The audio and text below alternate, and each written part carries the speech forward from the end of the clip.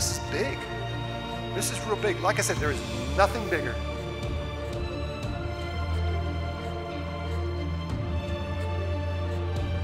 You will not hear a message larger in the next 1,000 years than what I'm talking about. There literally is a plan. There's a blueprint.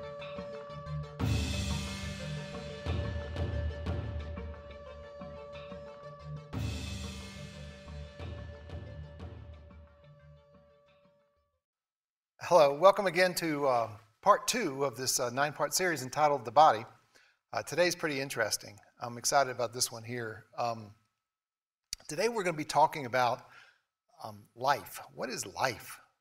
What is, now that in the last one we talked about the body coming together, but okay, well, what about life?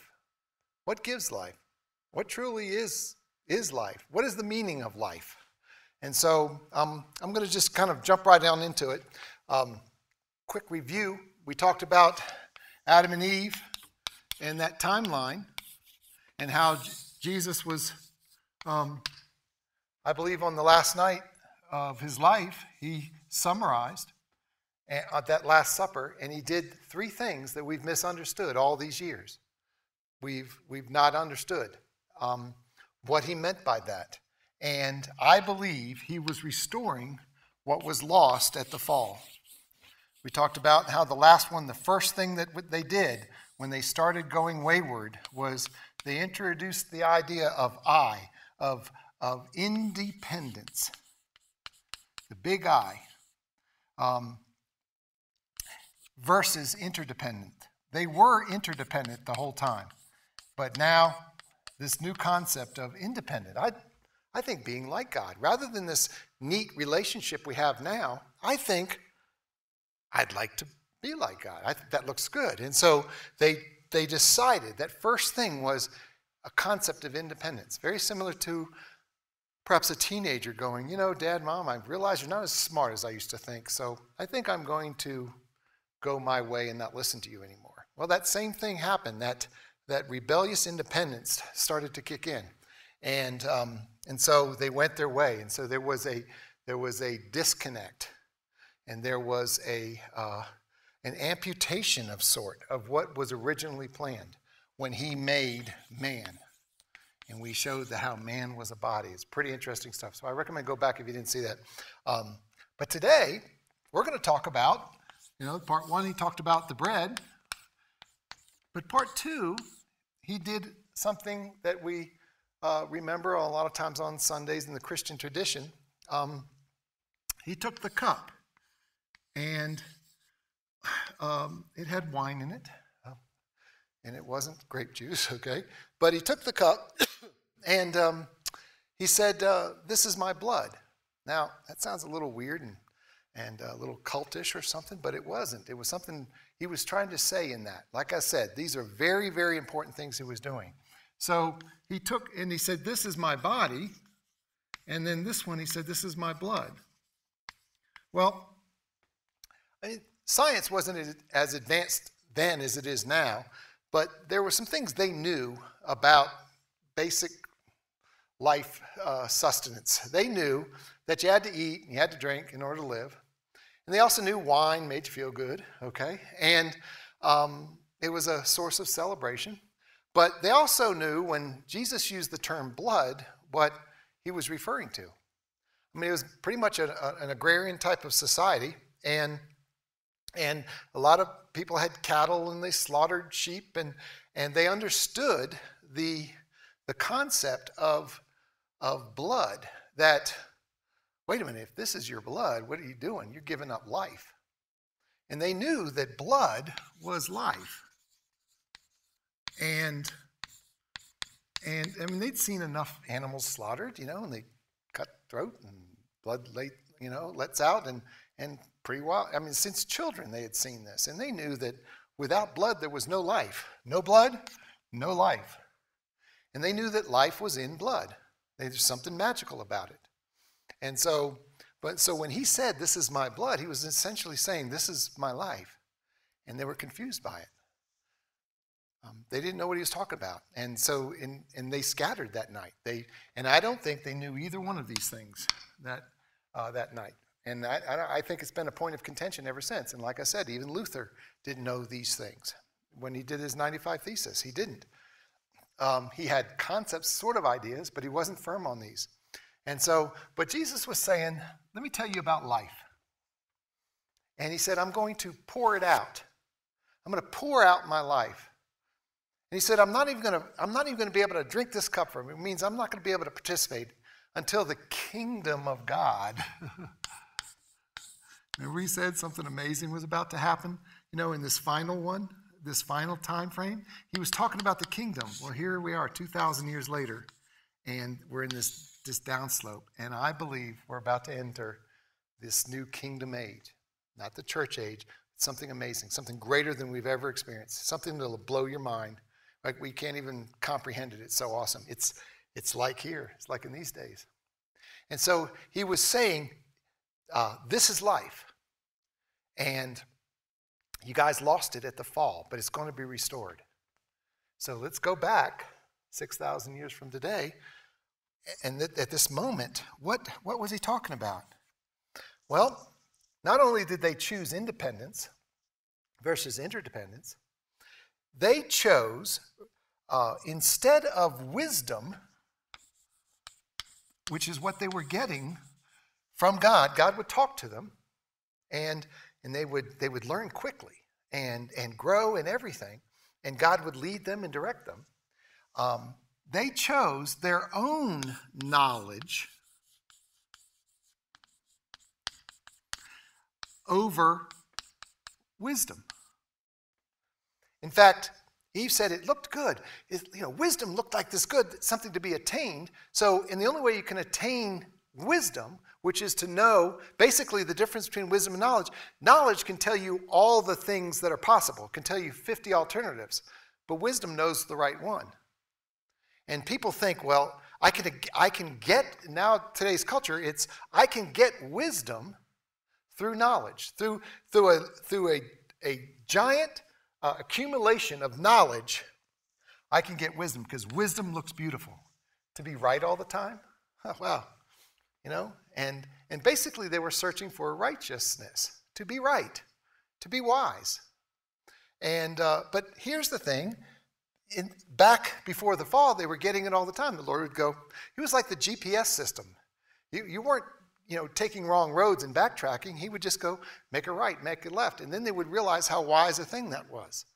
So because wisdom was such a cherished thing, they decided to go after it. And so they decided to know. And they began a long journey of knowledge. To know. I call this the know ledge because it literally is a cliff that you go off of. It literally is a ledge. It'll kill you. And yet it seemed good. It seemed good. In fact, they were warned at the very beginning. They said there were two trees in the garden. And one was the tree of life, and the other was the knowledge of good and evil. Now, we've over the years mistaken that. We're starting to call, we say, well, there's two trees, one's good and one's bad, so you need to learn to choose good all the time instead of bad. No. What God said is, you don't want to choose this one, which is the knowledge of good and evil, where it's up to you to know what is good and what is evil. Because you won't know. Because in knowing good and evil, you would have wisdom. And I don't care how much knowledge you get, you're still not going to know what's around the next corner. You're not going to have wisdom. Wisdom comes from above, not from below. And so it said, don't go here. But sure enough, it seemed good to be like God. And so they wanted this. This was just hearing God and obeying, walking in the cool of the morning. This was exciting. But this one over here, not so much. This said this creation could rule. And this is what Lucifer fell into. He was a creation who said, I'd like to rule. I'd like to be like God. So if I could, please, let me have one of these little specks called Earth, and let me see, take my turn at ruling. Well, that's exactly what people following that same temptation are doing, and it seems good. It seems like a temptation. It says, would you like to rule? And if you're going to be a ruler, you better be smart. And if you want to be smart, then you got to know, and then you better study. And so therefore, you can start to understand why we have such a culture of quote, knowledge, of education is king. Education rules. And in fact, we say to know is to have power. To have knowledge is power. And yet we're seeing it everywhere. The foolishness that brilliant people do. It's amazing to behold. It's just that it is 6,000 years. We're 6,000 years removed from true wisdom. And we have a lot of stupid stuff now. There's a reason why they were so smart at an early age. Same reason why kids are so smart at an early age, before they learn to learn. And it's because it's all intuitive. They're just being taught by their parents, and it's not this education thing. It's more of a just as you go. It's more of a mentoring thing, and that's how we walked with our Father back here. And when children walk with their parents in life, they learn so quickly, so fast. They can learn 6 languages before the first grade, and then when they get on that yellow bus, creativity almost comes to a screeching halt. In fact, because life comes to a screeching halt, because blood flows from the brain, because now they've traded. They have, just unbeknownst to them, they now are entering from simple life into this fall, into the life of the fall that God said, it's going to be sweat of the brow, it's going to be thistles, and it's not going to be life. Surely, when you do that, you will die. And what's happened? In fact, it seems like the more knowledge people have, the smartest people end up with the most depression, because it doesn't jive, it doesn't add up. They just uncover more things they don't know. And it's always a hamster wheel effect with them. They can never seem to get to that place through knowledge. Well, what they chose here in choosing knowledge was essentially to lose life. Because during this time here, when they were in the garden, it was a very simple relationship. Here you've got Adam and Eve, and here you have God. And God communicating to Adam and Eve, there was just the Spirit. They just communicated back and forth. That's all it was. That's all it was. It was just God telling them, and them going, oh, back and forth. And so wisdom came from Spirit. It's basically God's way of communicating. And as you can see, over 6,000 years, this used to be the normal way to live. God talks to me, I do it. We walk in the cool of the morning. But nowadays, we've gone to the almost complete other ditch. That's why it's so dry. And only in these times of height where there is spiritual enlightenment, to where now you're almost considered weird if you say, I talk to God, or I have a spiritual life. You're almost, treated as an outcast. Because right now, knowledge is king. Knowledge is, and so this concept of hearing God first, but there's an amazing thing. If you remember, when Jesus was 12 years old, he confounded the wise. He was smarter. Because there's an amazing thing. When you live this life, there's very little unlearning. When you live this life, there's a ton of unlearning. Because you learn and study and then realize that was wrong. So then you have to dump. And you have to get rid of knowledge. You have to unload. And so here's your brain. Your brain now becomes king, okay? This is this great big brain you have, and it's now king. And so what happens is you load, and then you realize there's a lot of things that aren't true. So you've got to unload, and then you load more, and then you realize, well, I don't know things over here. So then you have to learn that, and there's this unending thing. So we go 6 years to school, 10 years to school, 12 years to school, 16 years. We everything is just liberal arts now. We are learning and unlearning. As soon as it becomes obsolete, we have to unlearn. And our brain is smoking. It's just, we're not even using much of it, but we're misusing most of it. And that's why it's very hard to retain, because it's unnatural. And yet, this way it was designed, and the way Jesus lived, he did nothing except what he saw his Father doing.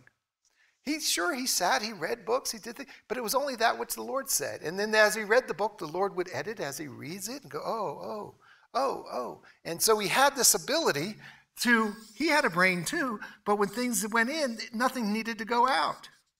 And it was incredibly efficient. And it stuck. Every subject he took stuck.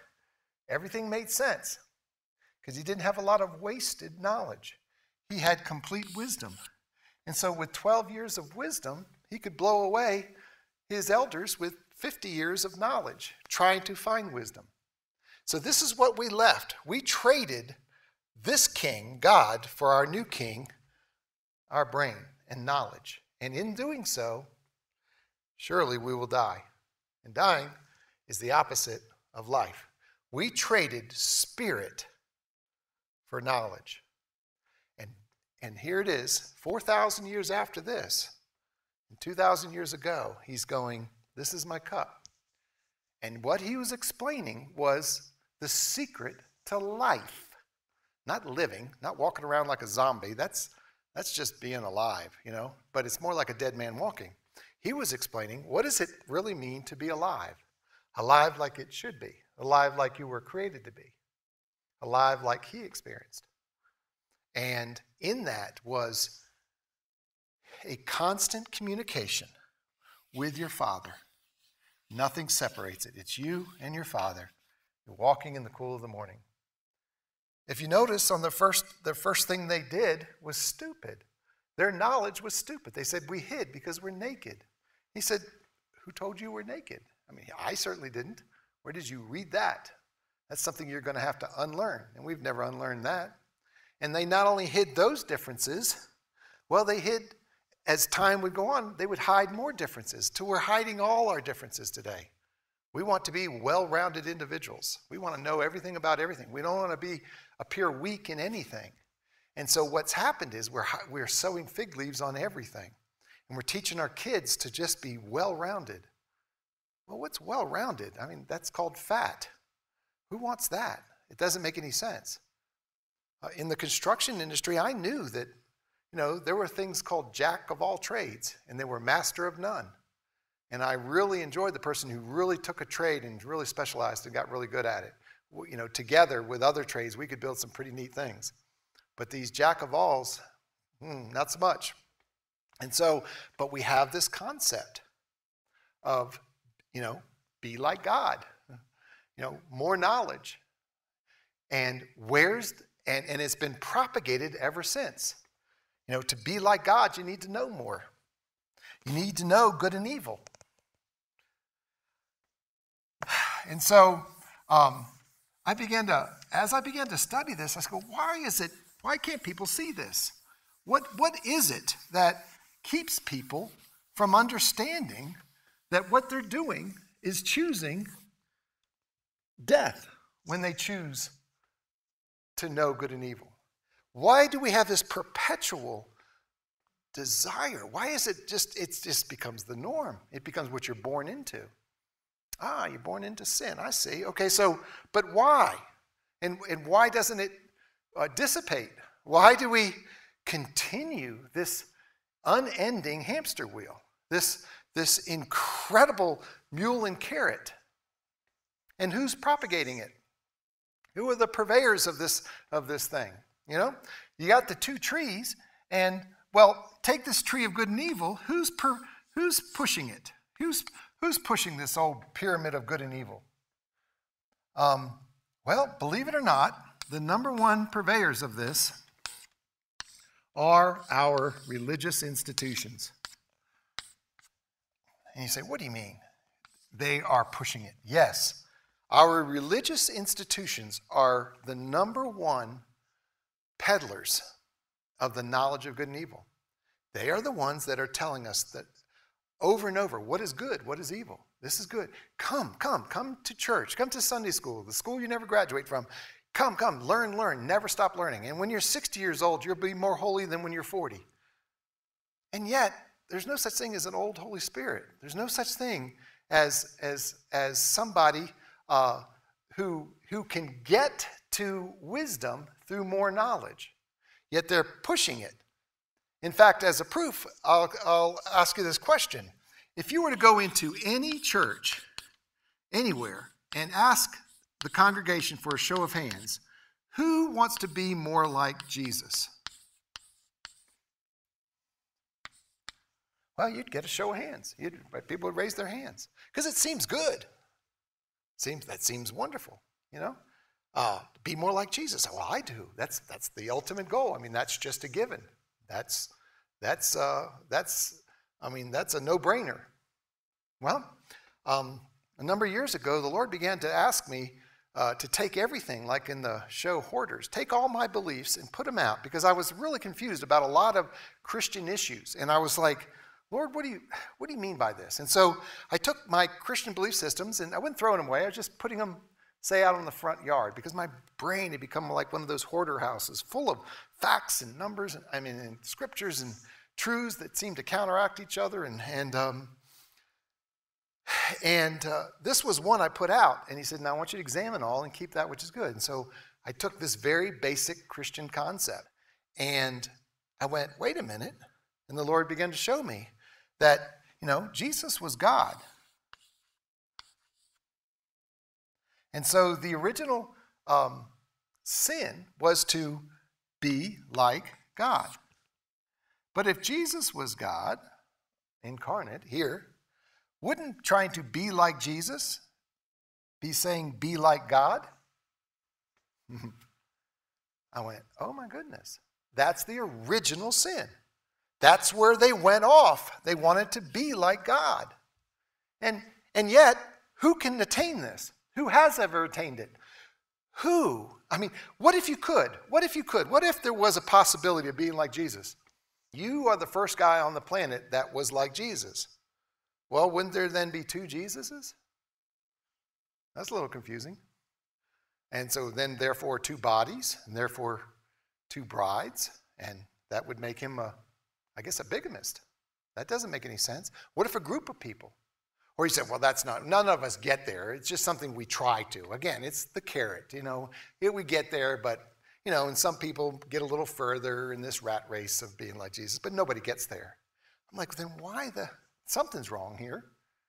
I mean, the goal of life is to put people on an impossible task. And they said, well, now you can't do it, but your church can be, because we can have a local body. We can have a local body. And like, really? A local body? Well, as we saw in the last one, how can you have a local body? Well, if you could have a local body, then there's this and then there's Jesus. So, and then maybe two local bodies. Well, there's 3 or 10 or 20 Jesuses in your city? I don't think so. You can have a local representation of a certain aspect, but these are not assemblies. They truly are not true assemblies. They're piles. And being a builder, I know the difference between a pile and an assembly. I understand that you can take a pile and of building materials and dump it in front of someone's yard, and you can't go collect money for the house you just built. It's because it's not assembled. You couldn't, give your kid a box with, 600 bike parts in it on Christmas and expect him to smile and go, here's a bike. He's just, Dad, it's not assembled. Well, our local bodies are the same way. They're just pews with people staring at the backs of people's heads. The only people assembled are the staff a little bit, but there's no assembly. A true assembly. I had a business of about 50 to 60 people, and that would be a really small church, but my business of 50 to 60 people, we did a lot. We employed 50 to 60 people and made an impact in our town. And people knew us, and we were a great benefit in a lot of ways. And we were profitable. And so we'll get into business later, and that whole thing I learned about what is business and what is church. And so, but you can't have a local body as well. because then you'd have a local Christ. And then there'd be one down the street as well. So 6 of them on Main Street? That doesn't make any sense. No, there's one body. There's one Catholic church, one single church, one body. And we showed that in the last one. Okay? So, but here we are purveying, be like Jesus, and teaching you good and evil, scripture and lessons after scripture. You can find them, dive in, dive in. In fact, don't worry about anything else. Dive in, dive in. And we find that we're doing exactly what the Jews in Moses' time is like, you know, I want 10 commandments. And then the 10 became 60, and then they became 600. And we need to know. And they didn't get any holier. In fact, it went down. They got worse and worse. And so we talked about these periods. Well, it took 2,000 years for the beautiful life of Abraham, that life of faith, spirit, and life, to disintegrate into a religion called Judaism. And it was a disintegration, and it was a religion. And it was dry, to when Jesus came along. They didn't even understand the concept of spirit. And then Jesus came and he spoke and he did some things and he poured out his spirit. And yet it's been the same 2,000 years that this thing that Jesus did has disintegrated into a religion called Christianity. And that's a religion called Judaism. And it's just a religion now. It's a bunch of people going through motions, but without the life, without the spirit. In fact, the Spirit of God in communicating has been sold. It's now a commodity. And over the years, you notice if you study church history that this spirit life that was so common in the early days has been, I like to call it, spookified. It's been spookified with men in robes and creating a gap. And it's been a commodity to sell. And they became purveyors of it.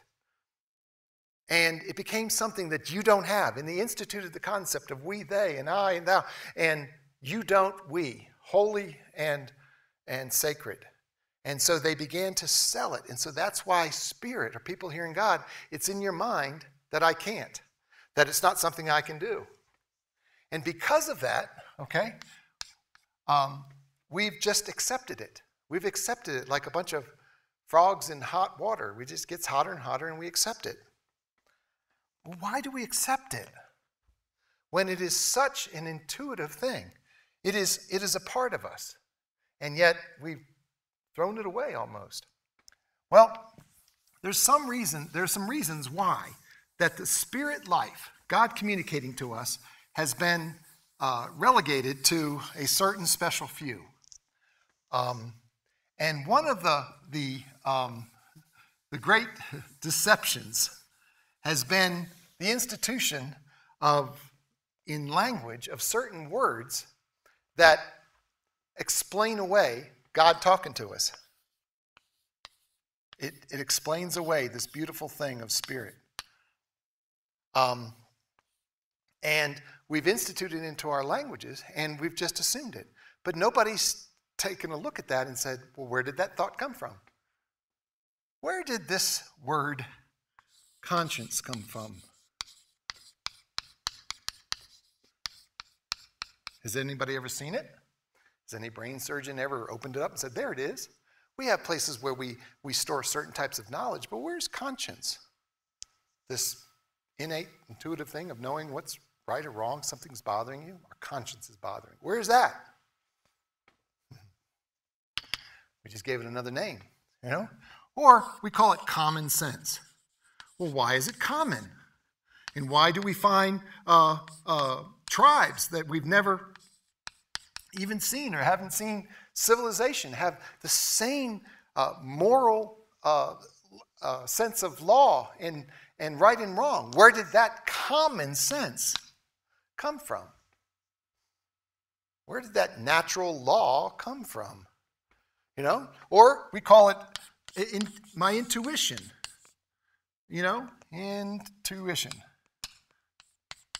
Well, where did that come from? Where do you find that in the brain? I mean, How did that come about? Who taught that? You know? Or instinct. Where did that word come from? These are all just variations of the same thing. You know, or less sophisticated things. Gut. My gut said.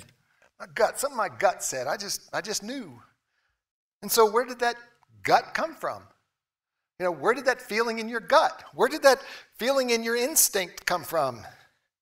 Instinct. Okay, I-N-C-T. Whatever. Told you I wasn't a great speller. And then where, you know, or people go, it's my gut. Well, or how about it's just something? It's just something said. Something said. And yet we rely on these things in some of the biggest decisions of our lives. You know, your knowledge can say, these are 50 girls I like, but which one should I marry? My gut says, when I did, and we don't know. We throw it all aside and we go, I got to go with this. You know, I've got to go. I've got to go with my gut. And people will say, trust your gut, trust your instincts, trust this. Where does that come from? They're basically saying, trust the Spirit. And so we've come almost full circle.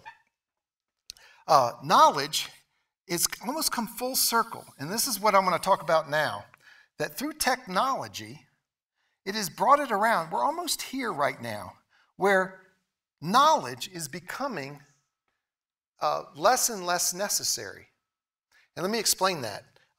We're in the final throes of obtaining of the great pursuing of knowledge, because knowledge is abounding, like doubling, what is it, every year or something or two, and it's just beyond anything we can even download. And so the new goal of life is not knowledge per se, it's in how to obtain it. And so I want to explain some things here that's really exciting. And I believe that Spirit is the new big thing. We've come full circle. And let me explain what I'm going to talk about. And this is super exciting. Super is exciting. Like I said, I went to school and college and different things. And I remember going to college in the mid to late 70s. And I remember I had one of my dorm guys was majoring in computer technology. And that was a brand new thing. Come on, and we're talking 1978 here. It was like 77 and 70. And I was like, what's that? You know, and he was talking about Fortran and all this stuff. And I was like, wow, that's too complicated. The only thing I knew about computers were these little Texas Instrument calculators, you know, and okay. And, but little did I know that it would blossom into something very major. I mean, Apple was just starting out, you know, and Microsoft, just baby companies. And so, but as you look back, if you had a few $1,000s to invest, wouldn't have been a bad thing to invest in a few of those little companies.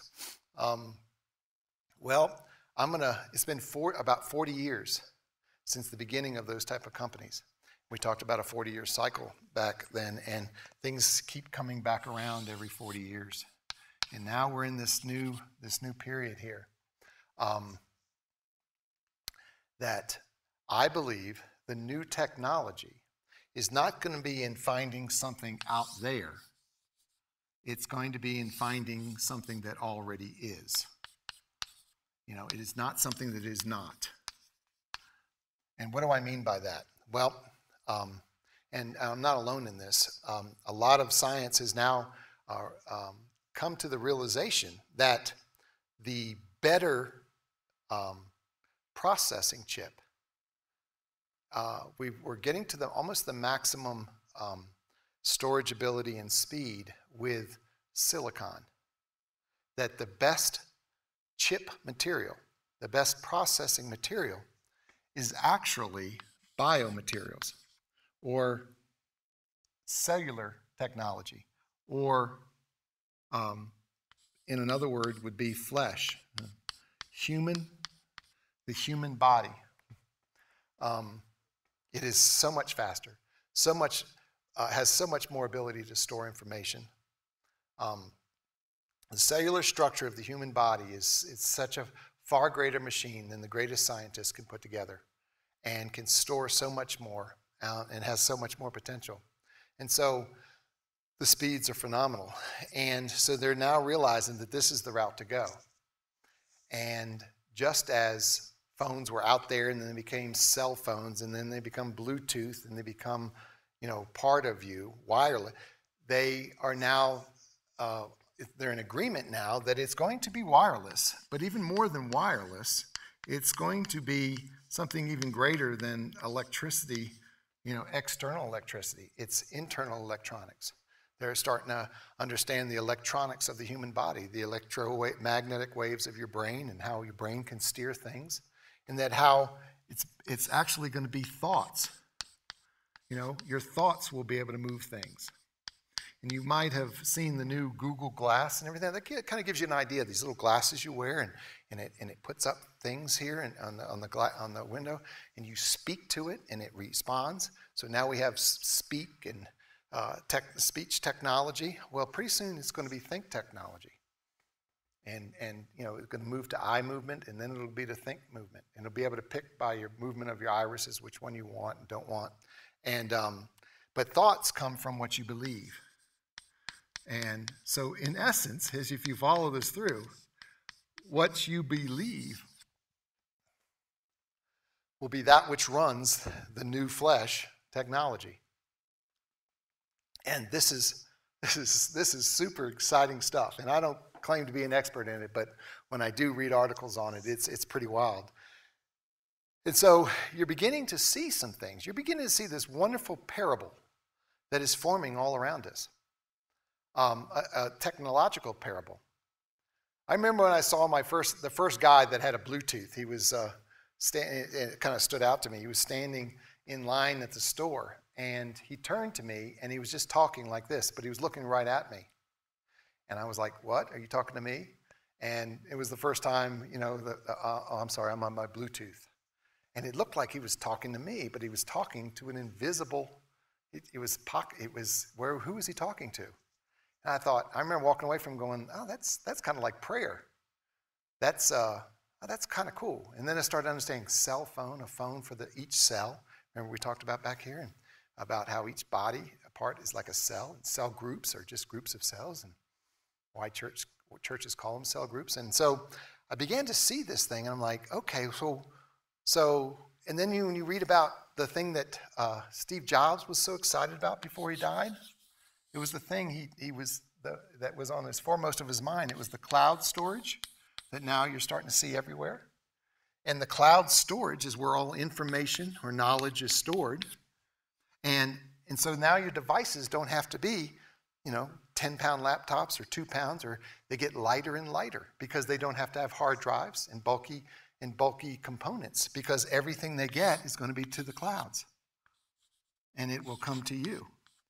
So right now we have real small devices, and they're getting smaller and smaller and lighter, and their ability to handle more and more functions because they're not handling the information. And this is where the information is going to be held. And so the companies that are in this area, like Google, are the ones that are starting to see their stock go up, because this is the new way people are going to cloud storage and not in device storage. Well, I saw this and I went, wow, I can see the great debate, like, beta or VHS, what the big technological device is going to be. And it gets real exciting because here, generations X, Y, and Z are pretty familiar with, okay? But this generation, A and forward, is going to be familiar with the new technology. And the new technology, the information is going to be stored in the clouds, but it's not going to be knowledge and just information. It'll be wisdom, and it'll be God. And they will realize this. They will just jump ahead and realize they don't have to spend $1,500 on a set of Google Glass. They can say, wait a minute, I have the device in me already.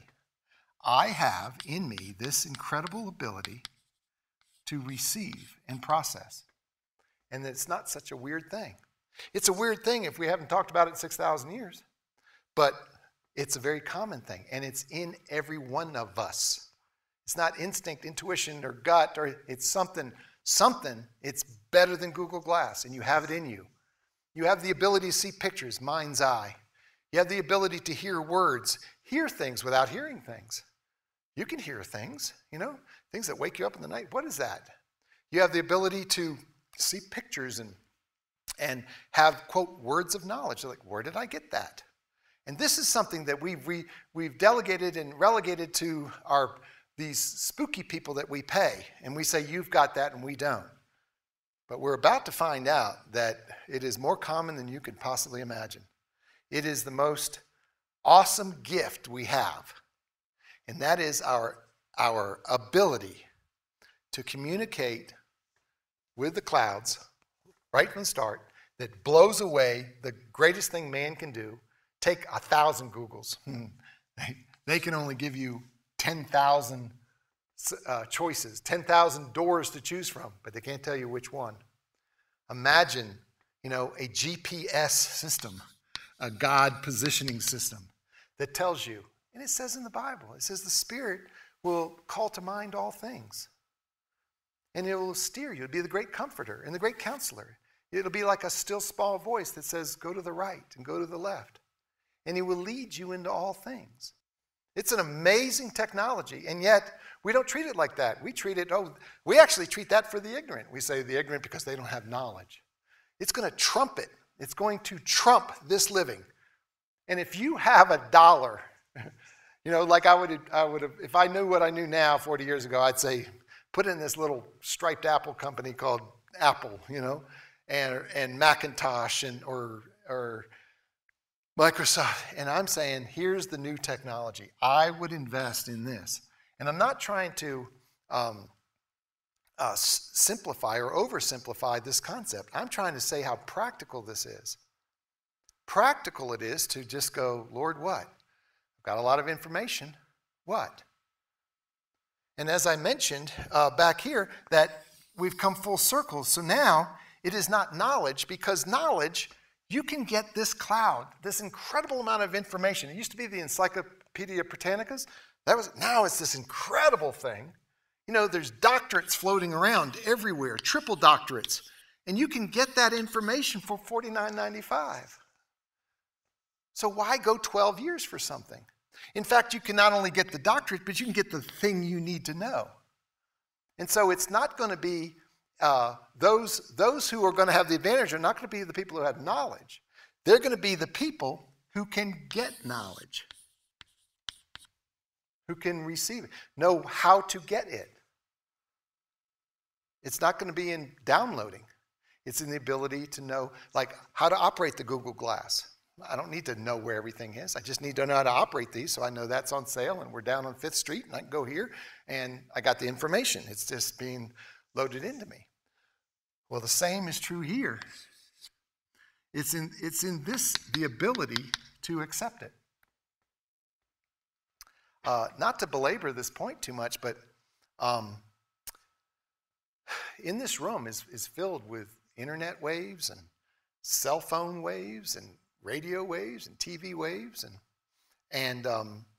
but if you weren't, alive in the last 100 years, or you were in some foreign tribe somewhere, and I tried to explain that to you, that would be very hard to understand. You'd go, I don't understand that. Well, and if you weren't receiving that, if I wasn't picking up radio waves, it's not that there isn't radio waves in the room.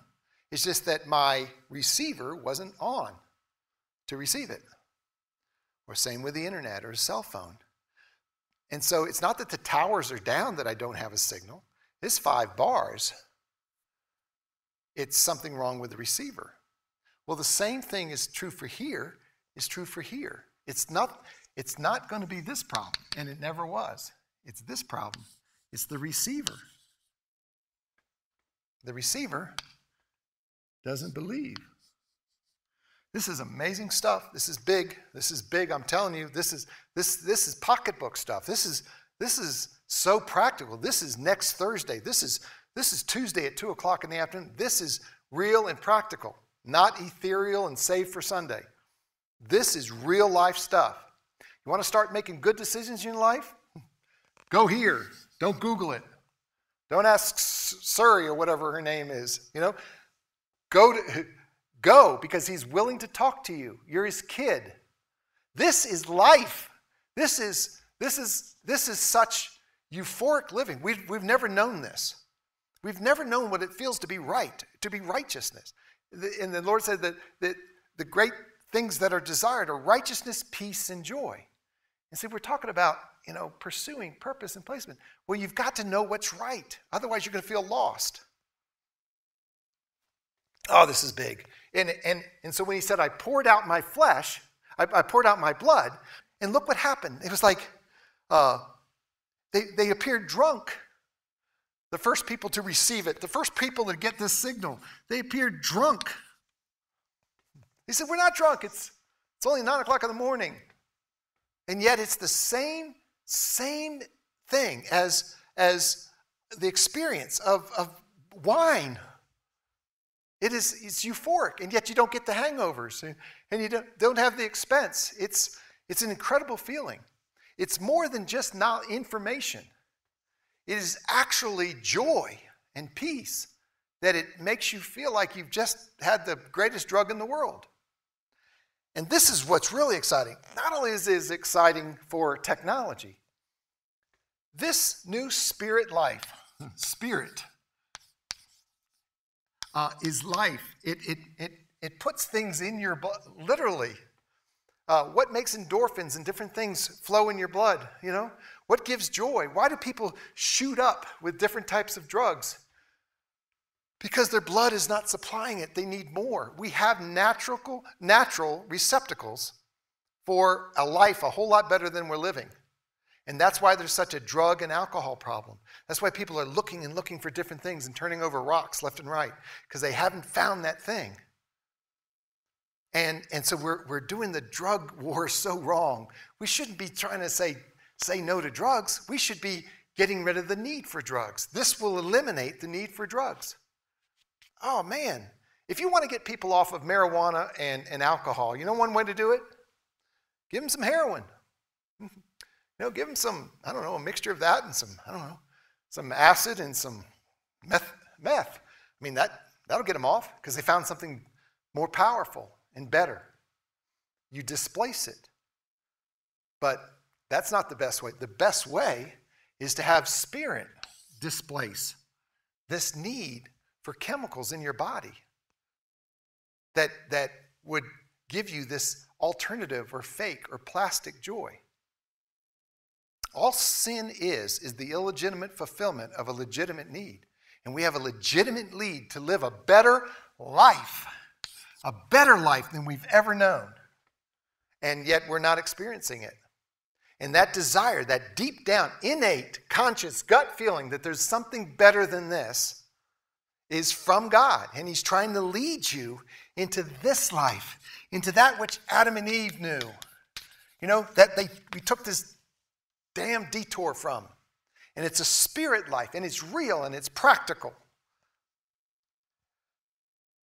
It will, like I said, eliminate the drug problem. It'll eliminate the energy problem. You'll feel so much energy. Oh gosh, why do we need so many natural resources? Burning fossil fuels, because we don't have it. We're like sluggish. Like I said, we're like the frog in that water. We're so sluggish. We need energy. Stick it in my blood. Stick it in my arm. Give me something. Give me something. Well, life in the Spirit is found in the going back and renouncing knowledge as the key to life, embracing wisdom, and understanding that wisdom only comes from the Father, comes from above, and experiencing that new life that is waiting for you right now. It is an incredible life. Oh, it's an incredible life. Life is in the blood, and life is in the Spirit. And if you want your blood renewed, then get drunk in the Spirit. That's what he said. It said, don't get drunk with wine, get drunk with the Spirit. And so the Spirit life is the second thing. We are the body. And if you want life in the body, you need the blood. Just as we mentioned in the last one, that it's very disconcerting to see a hand or a foot laying around. It's also disconcerting to see a puddle of blood laying around. It doesn't belong out there. It doesn't look right. It needs to be, draw that body on that thing. It needs to be in the body. It needs to have it for life. That doesn't look right. You can have, fingerprints or dirt on a wall, but you have blood on the wall, it doesn't look right. This is intuitive to know that blood needs to go inside for life. And it's also intuitive to know that you need to have spirit in order to have life. This is so big, and it's very practical. And so in the next one, we're going to go on to step 3. And I'm going to revisit each one of these things. We're going to kind of circularly keep going back to these things. So in case I've dropped off something, we'll probably pick it up. But this is very big. It is technology. It is life. It is the answer to sin. It is the answer to illegitimately fulfilling legitimate needs. It is the answer to all of the things we're doing stupid. It is the answer for peace, not only for you, but for the world. It is the answer for life. When people are that happy, they're less likely to punch you in the nose, And when you are that filled with peace and righteousness and love, it's, a rich man can give away money. A poor man has a hard time. When you are overflowing like a well, you will have much to give because you're receiving much. And so this is big. This is so big. So in our next one, we're going to be talking about, okay, now that we have a body and we have life in it, what's its function? You got the house, now you got the utilities, you got people in it, but what's the reason for that building? Is it a hospital? Is it so a building even has a function. So when we find out what our function is, oh man, we'll see this 3-part blueprint, 3 pieces to this blueprint that corrected where we lost it back here, that will give us a glimpse and a look into perhaps a corporate set of plans for man. And it is very exciting. And I look forward to sharing with that next week. Thanks.